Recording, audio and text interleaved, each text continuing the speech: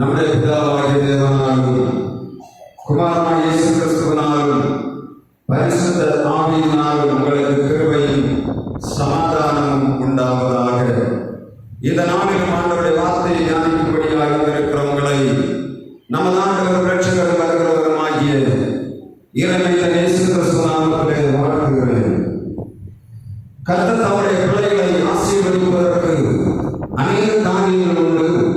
இந்த நாளிலும் நம்மை ஆசீர்வதிக்கும்படியாக திட்டமுள்ளவராய் நம்முடைய வார்த்தையை கொடுக்கிறார். இன்றைக்கு ஆண்டவருடைய சமூகத்தில் வந்திருக்கிறவர்களுக்கு கர்த்தர் கொடுக்கிற வார்த்தை இன்றைக்கு நாம் வாசித்த மத்தேயு 7ஆம் அதிகாரம் 24ஆம் வசனத்திலே காணப்படுகிற புத்தியுள்ள மனுஷன் ஒருவனை இன்றைக்கு நான் உங்களுக்கு அறிமுகப்படுத்தும்படியாக விரும்புகிறேன். கர்த்தருடைய வார்த்தை சொல்லுகிறது 7ஆம் அதிகாரம் 5ஆம் அதிகாரம் 6ஆம் அதிகாரம் 7ஆம் அதிகாரம் முழுவதும் ஆண்டவர் தம்முடைய காரியங்களை சொல்லிவிட்டு கடைசியிலே சொல்லுகிறார், என்னுடைய வார்த்தையின்படி கேட்டு அவைகளின்படி செய்கிறவன் புத்தியுள்ள மனுஷன், அவன் கண்ணனை மேல் தன் வீட்டை கட்டின புத்தியுள்ள மனுஷன் என்று ஆண்டவர் சொல்லுகிறார். உலகத்திலே வாழுகிற மனிதர்கள் பலவிதமான அஸ்திவாரங்களை போடுகிறார்கள். வீடு கட்டும்படியாக அஸ்திவாரங்களை போடுகிறார்கள். போடக்கூடிய அஸ்திவாரம் மணலின் மேல் போடப்படுமானால் அது பெருவெள்ளம் பெருங்காற்று அடிக்கும் போது அவைகள் போய்விடும் என்று கர்த்தருடைய வார்த்தை சொல்லுகிறது. ஆனால் கற்பாறையின் மேல் கட்டப்பட்ட வீடு அது நிலைத்திருக்கும் என்று கர்த்தருடைய வார்த்தை சொல்லுகிறது. இந்த கற்பாறையா 1 கொரிந்தியர் 10ஆம் அதிகாரம் 4ஆம் வசனத்திலே ஆண்டவர் ஒரு வார்த்தையை சொல்லுகிறார். 1 கொரிந்தியர் 10ஆம் அதிகாரம் 4ஆம் வசனம் வாசிங்க. 1 கொரிந்தியர் 10ஆம் அதிகாரம் 4ஆம் வசனம், அந்த கன்மலை கிறிஸ்துவே என்று கர்த்தருடைய வார்த்தையை சொல்லுகிறார். ஒரு மனிதன் அஸ்திவாரம் கல்லின் மேல் கட்டுகிறான் என்று சொன்னால் அவன் ஆண்டவராய் இயேசு கிறிஸ்துவின் மேல் கட்ட வேண்டும் என்பதைத்தான் இந்த வேத பகுதி நமக்கு உரைக்கிறது. நாம் வருடக்கிழமை இந்த வசனத்தை தியானித்திருக்கிறோம், வாசித்திருக்கிறோம். ஆனால் என்றைக்காவது இந்த கல்லின் மேல் கட்டப்பட்ட விஷயத்தை சிந்தித்திருக்கிறோமா என்று சொன்னால் இல்லை. இன்றைக்கு அதை நாம் கொஞ்சம் ஆழமாக சிந்திக்கும்படியாய் ஆண்டவர் இரக்கம் பாராட்டுவாராக. இந்த கண்மலையா கிறிஸ்து. ஒரு மனிதன் கிறிஸ்துவின் மேல் கட்டப்படுவான் என்று சொன்னால் அவனுடைய வாழ்வு செழிப்பாகும். அவன் எவ்வளவு சூழ்நிலைக்குள்ளே, மோசமான சூழ்நிலைக்குள்ளே போனாலும் அவன் திரும்ப நிலைநிறுத்துவான், நிற்பான். அவனை ஒன்றும் செய்துவிட முடியாது என்பது ஆண்டவருடைய வார்த்தை நமக்கு தருகிற மிகப்பெரிய ஆசீர்வாதம். இன்றைக்கும் இந்த கிறிஸ்து அவன் மேல் கட்டப்படுகிற மனிதன் என்ன செய்ய வேண்டும் என்பதை ஆண்டவரே தன்னுடைய வாழ்விலிருந்து அவர் எடுத்து காட்டி இருக்கிறதை நாம் காண முடியும். கண்மலையாய கிறிஸ்துவின் மேல் கட்ட வேண்டும் என்று நினைக்கிறவன் அவர் செய்கிற காரியங்கள், அவர் உலகத்திலே வாழ்ந்தவைகளை சிந்திப்பான் என்று சொன்னால், நாம் கட்டுகிறது கிறிஸ்துவின் மேல் கட்டுகிறோமா இல்லை வேற எங்கேயோ கட்டி கொண்டிருக்கிறோமா என்ற உணர்வு நமக்கு இருக்கும். நாம் கட்ட வேண்டியது கிறிஸ்துவின் மேல் கட்ட வேண்டும்.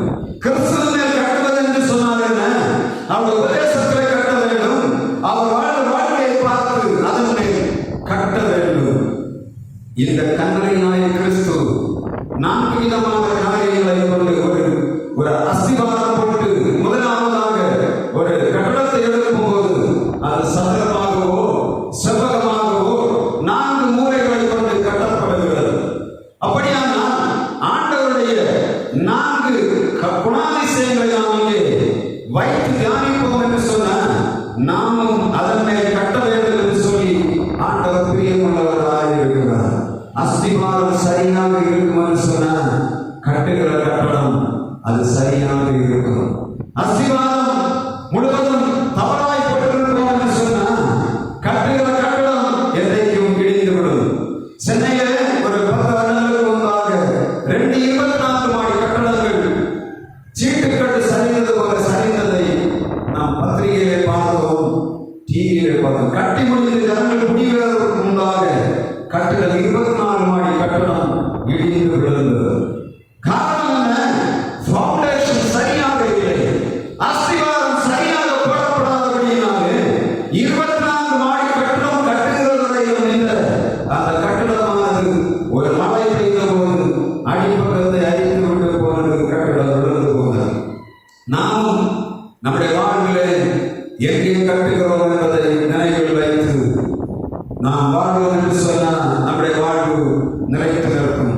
முதலாவதாக மத்தேயு 26ஆம் அதிகாரம் 36ஆம் வசனம், மார்க் 1ஆம் அதிகாரம் 35ஆம் வசனம், லூக்கா 5ஆம் அதிகாரம் 16ஆம் வசனம், இவைகளிலே ஆண்டவராகிய இயேசு கிறிஸ்துவினுடைய ஒரு முக்கியமான குணாதிசயம் வைக்கப்படுகிறது. கிறிஸ்தவர்களாக வாழுகிறதா ஆண்டவராகிய இயேசு கிறிஸ்துவின் மேல் கட்டுகிறோம் என்று சொன்னால் நாம் இந்த அஸ்திவாரத்தில் ஒரு மூலையாகிய இயேசு கிறிஸ்துவினுடைய இந்த குணாதிசயம் நமக்கு வேண்டும். முதலாவது நாம் வாசிக்கலாம் மார்க் 1ஆம் அதிகாரம் 35ஆம் வசனம். அவர் அதிகாலையிலே இருட்டோட எழுந்து புறப்பட்டு வனாந்தரமான ஒரு இடத்தில் அங்கே ஜெபம் பண்ணினார். மத்தேயு 26ஆம் அதிகாரம் 36ஆம் வசனத்திலே கெத்செமனேயிலே இயேசு சீஷரோடு சேர்ந்து ஜெபம் பண்ணினார். லூக்கா 5ஆம் அதிகாரம் 16ஆம் வசனத்திலே வனாந்தரத்தில் இயேசு தனித்து ஜெபம் பண்ணினார். முதலாவது ஆஸ்பெக்ட் என்ன? ஆண்டவராகிய இயேசு கிறிஸ்துவின் மேலே நாம் கட்டுகிறோம் என்று சொன்னால் ஆண்டவராகிய இயேசு கிறிஸ்து ஜெபித்தார். அந்த ஜெப வாழ்க்கை நாம் எடுத்துக்கொண்டு நம்முடைய வாழ்விலே கட்டும்படியாய் ஆண்டவர் விரும்புகிறார். முதலாவதாக he prayed to God. முதலாவதாக ஆண்டவர் செய்த குணாதிசயம் அவருடைய prayer life. அதன் மேல் நாம் கிறிஸ்தவர்களாகிய நாம் கட்ட வேண்டும் என்று கர்த்தர் விரும்புகிறார். கண்மலையின் மேல் கட்டுகிறது யார்? புத்தியுள்ள மனுஷன். நாம் புத்தியுள்ள மனுஷர்களாக இருக்க வேண்டும் என்று சொன்னால் கண்மலையாய கிறிஸ்துவின் மேல் கட்ட வேண்டும். கண்மலையாய கிறிஸ்துவின் குணாதிசயம் என்ன? His prayer life. He prayed to God. always. எப்பொழுதும் ஜெபித்தார். வனாந்தரத்திலே போய் தனித்து ஜெபித்தார். அதிகாலை எழுந்து ஜெபித்தார். அவர் வனாந்தரத்துக்கு போகும்போது ஜெபித்தார். எந்தெந்த இடங்களிலே போனாலும் இயேசு ஜெபித்தார். கெத்செமனேயை போய் கல்வாரி குருசிலே போவதற்கு முன்பாக இரவிலே ஜெபம் பண்ணி கொண்டிருந்தார். எப்போ பார்த்தாலும் சரி ஆண்டவருடைய இந்த சுவிசேஷத்தை பார்த்தீங்கன்னா ஆண்டவர் ஜெபிக்காமல் ஒரு காரியத்தையுமே செய்யவில்லை. 5 பேர் 5 அப்பங்களை 2 மீன்களை கொண்டு 5000 பேரை போஷிக்கும் போது ஆண்டவர் எடுத்தவுடன் அதிசயம் செய்யவில்லை. அவர் கையில் இருக்கிறார்.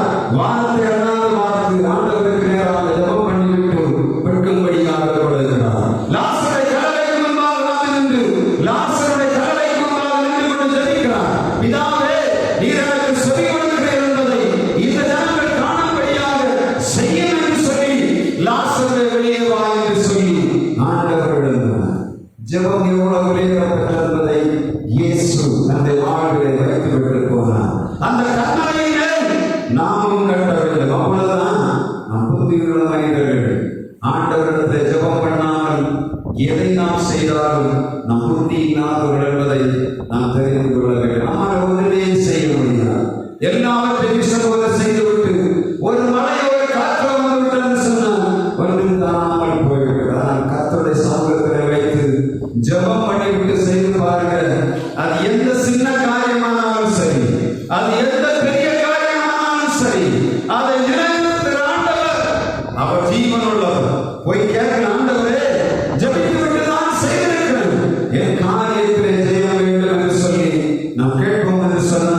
அஸ்திவாரத்தின் முதல் கல்லை நாம் இயேசுவின் மேல் வைக்கிறோம் என்பதை உணர்ந்து கொள்ள வேண்டும். அஸ்திவாரத்தின் முதல் கல் என்ன?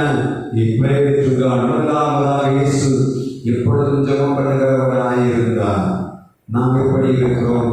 தானியேல் ஆண்டவருடைய வார்த்தை சொல்லுகிற தானியேல் 4:10 தானியேல் தினமும் 3 வேளை ஜெபிக்கிறவராயிருந்தார்.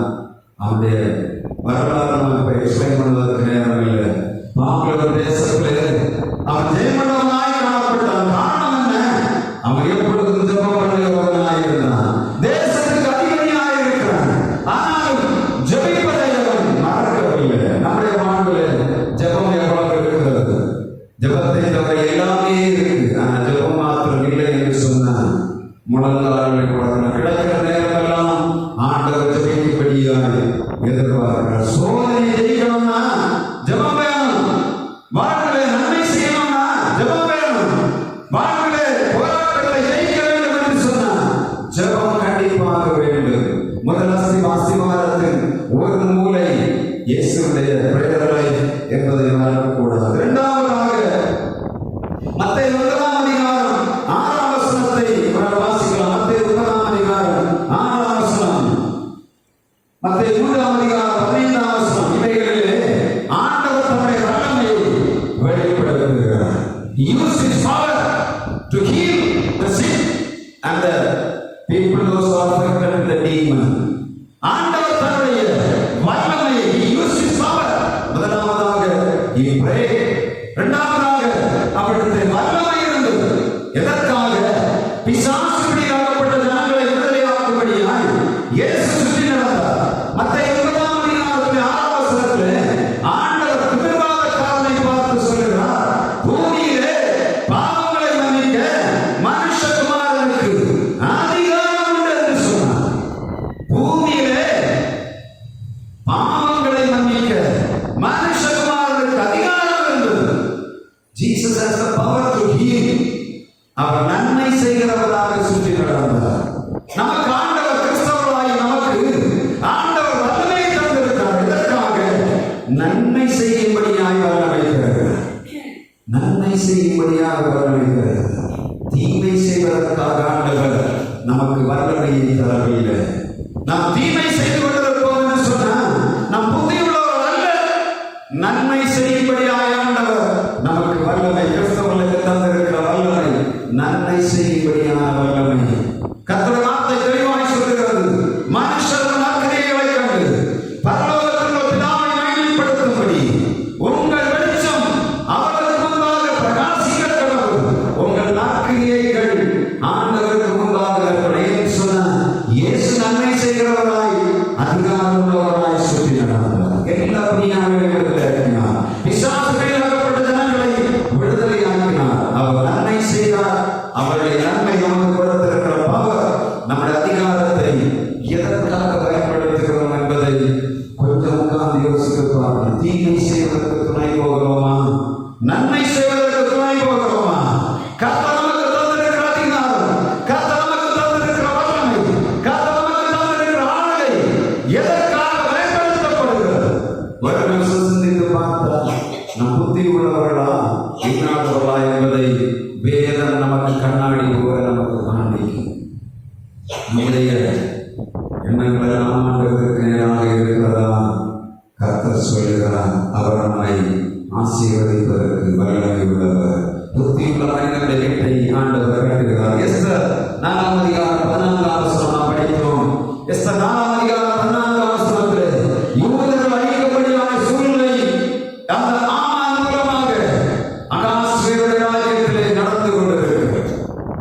மொர்தெகாய் அவன் மூலமாய் அந்த இடத்திலே ஆண்டவர் ஒரு பெரிய காரியத்தை விடுதலை உருவாக்கும்படியாய் சித்தமுள்ளவராய் இருந்தார். மொர்தெகாய் ஆமானுக்கு முன்பாக எழுப்பாதது ஆமானுக்கு வேதனையாக இருந்தது. ஒரு ஆமானுக்காக மொத்த யூதரை அழைக்கும்படியாக இந்த ஆமான் எழுப்பினான்.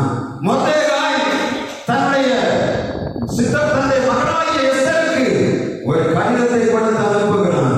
உனக்கு ராஜனீமை கிடைக்கிறது. எதற்காக? உன் தேசம் உன் இனம் அழியப் போகிறது. யூதர்கள் அழியப் போகிறார்கள். எல்லா தேசத்திலும் யூதர்களுக்கு நெருக்கம் உண்டாக இருக்கிறது.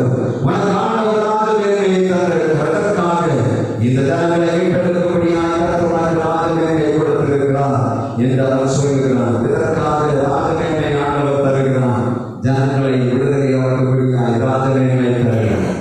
அந்த விடுதலையை நாம் ஜனங்களுக்கு கொடுக்கிறோமா, இல்லாவிட்டால் அவருடைய அதிகாரத்தை தவறாக பயன்படுத்துகிறோமா என்பதை நாம் சிந்தித்து பார்த்து புத்தி உள்ளவர்களாய் வாழுவோம்.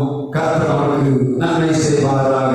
முதலாவதாக அஸ்திவாரத்திலே முதல் மூலை அவருடைய ஜெபம், இரண்டாவது மூலை அவருடைய வல்லமை, அவருடைய அருமை பரிசுத்த ஆவியின் மூலமாக உங்களுக்கு ஒவ்வொரு நாளும் அருளப்படுகிறது. ஆலயத்துக்குள்ளே நீங்கள் வந்து அவரை பாடி ஆராதிக்கும் பொழுது ஆலயத்தில் சமூகத்தினால் ஆண்டவர் வல்லமையை தருகிறார். அந்த வல்லமையை ஒரு வாரம் நாம் எப்படி பயன்படுத்துவோம் என்பதுதான் கேள்விக்குறி. யோசித்து பாருங்க. ஆண்டவருடைய ஆலயத்திலே வந்து பாடி ஆராதிக்கிறோம், நல்ல சுமை வெள்ளத்தை தருகிறார். அதை எதற்காக பயன்படுத்துகிறோம்? புத்தி உள்ளவர்களாய் பயன்படுத்தும்படியாய் ஆண்டவர் எதிர்பார்க்கிறார். மூன்றாவதாக ஆண்டவராய் இயேசு கிறிஸ்து அவர் கண்ணை அந்த மூன்றாவது மூலை எதை குறிக்கிறது? 31 வசனத்திலே அந்த வார்த்தை சொல்லப்படுகிறது. He preached the good news to the poor. எல்லா ஜனங்களுக்கும் அவர் சுற்றி நடந்தார், ராஜ்யத்தின் சுவிசேஷத்தை பிரசங்கித்தார். மூன்றாவது ஆஸ்பெக்ட் என்ன? அவர் பிரசங்கம் பண்ணினார். வியாதியஸ்தரை சுத்தமாக்கும் முன்பாக, பிணியாளரை விடுதலையாக்கும் முன்பாக அவர் பிரசங்கம் பண்ணுகிறார். ஆண்டவருடைய ராஜ்யத்தின் சுவிசேஷத்தை அவர் பிரசங்கிக்கிறவராய் சுற்றி நடந்தார். ஃபவுண்டேஷன்ல மூன்றாவது மூலை என்ன? His preaching. அவருடைய பிரசங்கம் நமக்கு ஆண்டவர் மூன்றாவது மூலையாக வைக்கிறார். கல்லறையாய கிறிஸ்துவின் மேல் கட்டுகிறோம் என்று சொன்னால் we must preach the good news to the poor. ஏழைகளுக்கும் தரித்திரருக்கும் சுவிசேஷம் அறிவிப்பது இயேசுவிடத்திலே காணப்பட்டது. அவர் சுற்றி நடந்த இடங்களெல்லாம் ஜனங்கள் வந்தார்கள். மார்க் 1:31 வசனத்திலே அவர் கலிலேயா நாடெங்கும் பிரசங்கம் பண்ணினார். மார்க் 2:2 வசனத்திலே கப்பர்நகூமில் திரளான வீடுகளில் கூடியிருக்கும் பொழுது அங்கே பிரசங்கம் பண்ணினார். லூக்கா 4:44 வசனத்திலே கலிலேயாவிலே இயேசு ஜெபஆலயங்களிலே பிரசங்கம் பண்ணி கொண்டிருந்தார். எதை பிரசங்கம் பண்ணினார்? மனிதர்கள் பரலோக ராஜ்யம் சமீபமாய் இருக்கிறது என்று பிரசங்கம் பண்ணினார். ஒரு நாள் ஆண்டவர் பிரசங்கம் பண்ணாமல் இருந்தது. ஒரு இடத்திலெல்லாம் பிரசங்கம் பண்ணினார். பிரசங்கம் பண்ணும்போது காணப்பட்ட ஜனங்களோட வார்த்தை ஏற்றுக்கொள்ளும்படியார் அதிகாரத்தோடு அற்புதம் செய்தார். பிணியாளரை விடுதலையாக்கினார். பிசாசின் பிடியாக்கப்பட்ட ஜனங்களை விடுதலையாக்கும் முன்பாக அவர் பிரசங்கம் பண்ணினார். அவர் 5 அப்பங்களை கொண்டு 5000 பேரை போஷிக்கிற இடத்தில் திரளான ஜனங்களுக்கு அவர் பிரசங்கம் பண்ணினார். பிரசங்கம் பண்ணி முடித்து விட்டு அவர்களுக்கு ஆகாரம் கொடுத்தார். ஆண்டவர் யார்? Is a preacher. முதலாவதாக அவருடைய குணாதிசயங்களில் ஒன்று அவர் ஜெபிக்கிறவராக இருந்தார். இரண்டாவதாக அவருடைய வல்லமை சரியாக பயன்படுத்துகிறவராக இருந்தார். மூன்றாவதாக அவர் பிரசங்கம் பண்ணுகிறவராக இருந்தார். எதை பிரசங்கம் பண்ணுகிறோம்? யாரை குறித்து பிரசங்கம் பண்ணுகிறோம்? இயேசுவை குறித்து பிரசங்கம் பண்ணுகிறோமா? மற்ற மனிதர்களை குறித்து பிரசங்கம் பண்ணுகிறோமா? நம்முடைய வாயில் இருக்கிற வார்த்தை வாய்க்கும்போது யாரை பற்றி பறைசாற்றுகிறது? இயேசுவை பற்றி பறைசாற்றுகிறதா? மற்ற மனிதர்களை பறைசாற்றுகிறதா?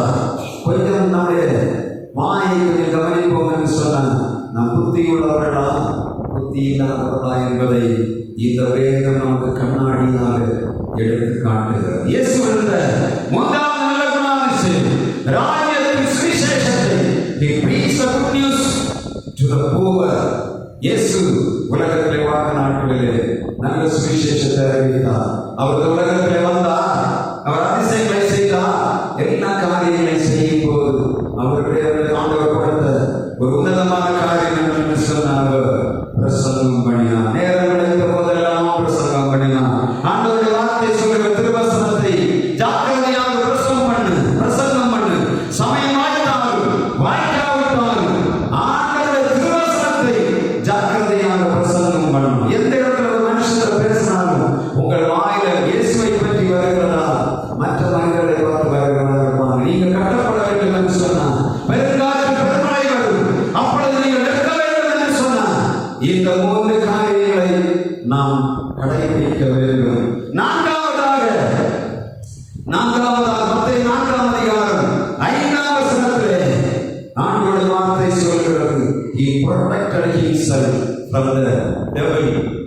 சாத்தானிடத்திலிருந்து தன்னை பாதுகாத்துக் கொள்கிறவராய் இருக்கிறார். எப்படி பாதுகாத்தார்? மத்தேயு 4ஆம் அதிகாரம் 5ஆம் வசனத்தை வாசிக்கலாம். மத்தேயு 4:5. அப்பொழுது பிசாசு அவரை பரிசுத்த நகரத்துக்கு கொண்டு போய் தேவாலயத்தின் உப்பரிக்கையிலே அவரை நிறுத்தி, நீ தேவனுடைய குமாரனானால் தாழ குடியும், ஏனெனில் தம்முடைய தூதர்களுக்கு உம்மை குறித்து கட்டளையிடுவார். உமது பாதம் கல்லிடமாகபடிக்கு அவர்கள் உம்மை தங்கள் கைகளில் ஏறிக் கொண்டு போவார்கள் என்பதாய் எழுதியிருக்கிறது என்று சொல்கிறார். பிசாசானவன் ஆண்டவருடைய வசனத்தை கொண்டு வருகிறான். வசனம் சொல்லுகிறது, அவன் சொல்லுகிறான், பிசாசானவன் சொல்லுகிறான், நீ தேவாலயத்தின் உப்பரிக்கையிலிருந்து தாழ குடியும், தேவதூதர்களுக்கு உம்மை பாதுகாக்கும்படி ஆண்டவர் கட்டளையிடுவார் என்று எழுதியிருக்கிறது என்று சொல்லுகிறார். வசனத்தை தெரிந்த பிசாசு இயேசுவிடத்திலே வந்தார். இயேசு செய்தது என்ன? அவர் குதித்து காட்டவில்லை. அவர் குதித்தால் தப்பிக்கொள்ள முடியும். ஆனால் அவருக்கு எதிர்த்து சொல்லுகிறார். அடுத்த வசனம் சொல்லுகிறது, உன் தேவனாகிய கர்த்தரை பரீட்சை பாராதிருப்பாயாக. ஆண்டவருக்கு தப்பிக்கொள்ளக்கூடிய வழி தெரிந்தது. எங்கே? ஆண்டவர் வார்த்தை அவருக்குள்ளே இருக்கிறது. எப்பொழுது பேசினாலும் சரி, ஆண்டவர் பழைய நியாயப்பிரமாணத்தில் ஆண்டவர் கொடுத்த கட்டளையை பேசுகிறார். அவர் நடந்து வருகிற பாதையை பேசுகிறார். எல்லாவற்றையும் பேசிவிட்டு வசனத்தை எப்பொழுதும் அவர் பேசுகிறவராய் இருந்தார். எந்த பிரசங்கத்தை பார்த்தாலும் சரி, அவர் ஏசாயா தீர்க்கதரிசியினாலே சொல்லப்பட்டதை கொள்வார். தீர்க்கதரிசிகள் சொன்னதை கொண்டு பேசுவார். பிதாவால் அனுப்பிவிட்ட காரியங்கள் எல்லாவற்றையும் தீர்க்கதரிசிகள் மூலமாய் உரைக்கப்பட்ட எல்லா விதமான தீர்க்கதரிசனங்களை, தன்னை கொண்டு சொல்லப்பட்டவர்கள் எல்லாவற்றையும் ஆண்டவர் பிசாசுக்கு எதிர்த்திருந்து அவர் பிரயோகிக்கிறதை பார்க்க முடியும். அதை ஆண்டவர் தான் சொல்லுகிறார். எல்லா ஜனங்களோடு சுற்றி நடக்கும் போது சொல்லுகிறார், என்னில் பாவம் உள்ள உங்களை யாரும் மேல் குற்றம் சாட்டக்கூடும். எல்லா குற்றத்தையும் இயேசு மேல் குற்றம் சாட்டுகிறார்கள். பரிசேயர்கள், சதுசேயர்கள், அன்னா, காய்வா, பிரதான ஆசாரியர்கள், ஆண்டவராகிய இயேசு கிறிஸ்துவுக்கு எதிர்த்த ஜனங்களெல்லாம் அவரை குற்றம் சாட்டுகிறார்கள். தேவாலயத்தை இடித்து நீ கட்டுகிறவனே என்று சொல்லுகிறார்கள். என்னென்ன அவர் பேசுகிறார்களோ எல்லாவற்றுக்கும் மாறுதலாக குற்றம் சொல்லுகிறார். ஆண்டவர் கேட்கிறார், என்னில் பாவம் உண்டு என்று உங்களை யாருமே குற்றம் சாட்ட முடியும். எவ்வளவு தைரியம் உள்ளவராக இருந்தார். ஆண்டவர் வல்லமை உள்ளவராக இருந்தார். அவர் ஜெபிக்கிறவராக இருந்தார். அவர் பிரசங்கம் பண்ணுகிறவராக இருந்தார். அவர் தன்னை வசனத்தின் மூலமாக பாதுகாத்துக் கொள்ளுகிறவராக இருந்தார். எப்படி துன்மார்க்கன் கூப்பிடுவான், நீ வாயிலை செய்வான் என்று சொல்லி கர்த்தருடைய வார்த்தை உள்ளே இருக்கும் என்று சொன்னார். இதை செய்யக்கூடாது என்று ஆவியானவர் உள்ளே பேசுவார். உள்ள வசனம் இல்லாவிட்டால் இஷ்டம் போல போவோம். அவனிடத்தில் அடி வாங்கி விட்டு வருகிறதை நாம் அன்றாட வாழ்க்கையை பார்க்கிறோம். ஆண்டவருக்கு முன்பாக நாம் ஜெபித்து விட்டு அவருடைய வார்த்தை உள்ளே வைத்து விட்டு வாழ்வோம் என்று சொன்னால் நாம் இடறி போகிறதில்லை. எவ்வளவு பெரிய காற்றடித்தாலும் சரி, சோதனை காற்றானாலும் சரி, எவ்வளவு பெரிய வேதனையோட காற்றுகளானாலும் சரி, ஆண்டவரை சார்ந்து அவர்களே கட்டப்படுவோம் என்று சொன்னால் நம்முடைய வாழ்வு கண்டிப்பாக நிறைவேறும். உங்கள் எதிர்காலங்கள் ஆசீர்வாதமாகும். உங்கள் பிள்ளைகள் எதிர்காலங்கள் ஆசீர்வாதமாகும். எல்லா காரியங்களையும் சீக்கிரத்தில் ஆண்டவர் சொன்னார். சீக்கிரம் அப்படியே அதை பிரயோகித்தார்கள். அதனால் தான் இன்றைக்கு சுவிசேஷம் 2000 வருடங்களுக்கு மேலாக தேசங்களில் விதைக்கப்பட்டுக் கொண்டிருக்கிறது. பரிசுத்தவான்கள் எழுதுகிறார்கள். காரணம் என்ன? ஆண்டவராகிய இயேசு சொன்ன அதே காரியங்களை சீஷர்கள் தங்கள் வாழ்விலே அனுபவித்தார்கள், நடைமுறைப்படுத்தினார்கள். ஃபவுண்டேஷன், எந்த ஃபவுண்டேஷனை நாம் கட்டுகிறோம் என்பதை தேவாவியானவர்களுக்குள்ளே ஆழமாய் உந்த விரும்புகிறார். உங்கள் வாழ்வு ஜெபத்திலே கட்டப்படுகிறதா? எவ்வளவு நேரம் ஜெபிக்கிறீர்கள்? எவ்வளவு நேரம் அவருடைய பரிசுத்தாவின் வல்லமையை உங்கள் சரீரங்களுக்குள்ளே நீங்கள் அனுபவிக்கிறீர்கள்? ஜெபிக்கிறவர் மாத்திரம் தான் அந்த வல்லமையை பெற்று அனுபவிக்க முடியும். எல்லாருக்கும் அந்த வல்லமை கிடையாது. நீ கண்ணாமூடி ஜெபம் பண்ணி பாருங்க, அப்பதான் தெரியும். ஜெபிக்க ஜெபிக்க தடைகள் உடையும். உங்களுக்குள்ள இறங்குகிற வல்லமை உங்களை சரிப்படுத்தும். உங்களை சுற்றி இருக்கிற காரியங்களை சரிப்படுத்தும். நீங்கள் விட முடியாத காரியங்களை விடுவதற்கு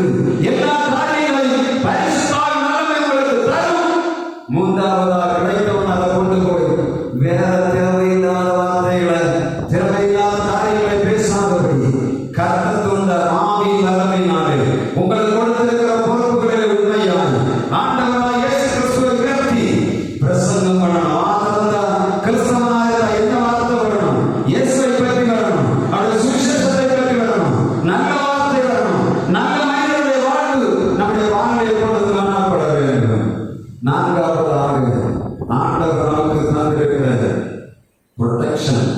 பாவத்தில் நாம் விடுதலையாக வேண்டும் என்று சொன்னால் அவருடைய வசனம் உள்ள இருக்கணும். ஆண்டவர் என்னை பார்த்துக் கொண்டிருக்கிறார். அவருடைய வல்லமை என்னை ஆளுகை செய்கிறது.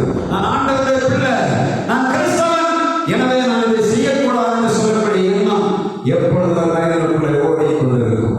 அவன் தான் வேகப்பான், அவன் தான் கனி கொடுப்பான், அவன் தான் ஜெயம் பெறுவான், அவன் தான் உலகத்தை ஏற்படுவான், அவன் தான் கண்ணறையில் கட்டப்பட்ட வீடாக இருப்பான். ஒரு வீட்டை கட்டும் என்பாக, ஒரு அறையை கட்டும் என்பாக 4 மூலைகள் உண்டு. அது இயேசுவிடத்திலே உண்டு. உங்களிடத்தில் என்னிடத்தில் இருக்கிறதா என்பதுதான் கேள்விக்குறி. இன்றைக்கு ஆலயத்தில் வந்திருக்கலாம், அதை கொஞ்சம் திரும்பி பார்க்கணும். ஜெபத்துக்கு நேரம் ஒதுக்கி இருக்கிறோம். எத்தனை பேர் ஜெபிக்க வருகிறீர்கள் தெரியவில்லை. ஆலயம் திறந்து கிடக்கிறது, எத்தனை பேர் வருகிறோம் என்று தெரியவில்லை. ஆண்டவருடைய வார்த்தை விதைக்கப்படுகிறது புதன்கிழமை வெள்ளிக்கிழமையிலே, எத்தனை பேர் வருகிறீர்கள் என்று தெரியவில்லை. அங்க மேல மச்சு கேட்டுக் கொண்டிருக்கிறது, கீழே சேர கேட்கிறது, நாற்காலி கேட்கிறது, பெஞ்செல்லாம் கேட்டுக் கொண்டிருக்கிறது. ஆண்டவர் உருவாக்கி அவர் தன்னுடைய பிள்ளைகளை கொடுக்கக்கூடிய வார்த்தை உங்களுக்குள்ளே நிலைத்திருக்கும் என்று சொன்னால் நீங்கள் கனி கொடுப்பீர்கள் என்றால் ஆசீர்வாதமாயிருக்கும். நீங்கள் 2023 கடந்து வந்த பாதையை போல நினைக்கக்கூடாது. 2024 வருஷம் ஆண்டவர் கிருபை வருஷமாய் தந்திருக்கிறார். இந்த 2 மாசம் இருக்கு. 2024 நாம் தீர்மானமாய் வைத்தோம். எத்தனை பேர் காரியங்களை நிறைவேற்றி இருக்கிறோம் என்று பாருங்கள். ஆண்டவருடைய சமூகத்திலே வந்து முழங்காற்படி ஆண்டவரை மன்னியில் அறிக்கையிடணும். இந்த 2 மாதத்துக்கு தேவையான இந்த 2 மாதத்தில் கர்த்தரை வளர்ப்புடைய ஆசீர்வாதத்தை தரும்படியாய் ஆவல் உள்ளவராக இருக்கிறார். யாருக்கு கொடுப்பான்? கண்ணனையாகிய கிறிஸ்துவாகிய அவருடைய ஜெபவாழ்வை கட்டப்படும் போது, அவருடைய வல்லமையிலே நாம் வாழும்போது, அவரை பிரசன்னப்படுத்தும் போது, அவர் மூலமாய் நாம் பாதுகாப்பை பெறும்போது அந்த காரியங்களுக்கு வாங்கி 23 வருஷம் வரை எப்படியோ வாழ்ந்தோம். 25ஆம் வருடத்துக்கு ஆண்டவர் அதை அனுமதிக்கவில்லை. அதனால்தான் என்ன கொண்டு வந்திருக்கிறார். எல்லா காரியங்களும் நன்றாக சரிபட வேண்டும் என்று சொல்லி என்னை கூட உங்களுக்கு கொடுத்து கொண்டிருக்கிற காரியங்களை நீங்கள் சரியாய் பிரயோகிப்பீர்கள் என்று சொன்னால் இது ஆலயத்தில் மகிமையினாலே இது கட்டப்படும். இது அனைவருக்கு ஆசீர்வாதமாய் மாறும். கர்த்தருடைய மகிமை திரும்ப ஆலயத்தில் வெளிப்படும். உங்களை கொண்டு என்னை கொண்டு ஆண்டவர் அதை செய்யும்படியாய் தீர்மானம் உள்ளவராய் அவர் கிரியை செய்து கொண்டிருக்கிறார். வாழ்வு எதன் மேல் கட்டப்பட்டிருக்கிறது? நீங்கள் எதன் மேல் இருக்கிறீர்கள் என்பதை உணர்ந்து கலந்திருங்கள். கர்த்தர் தொடர்புகளோடு இடைபெறுவாராக.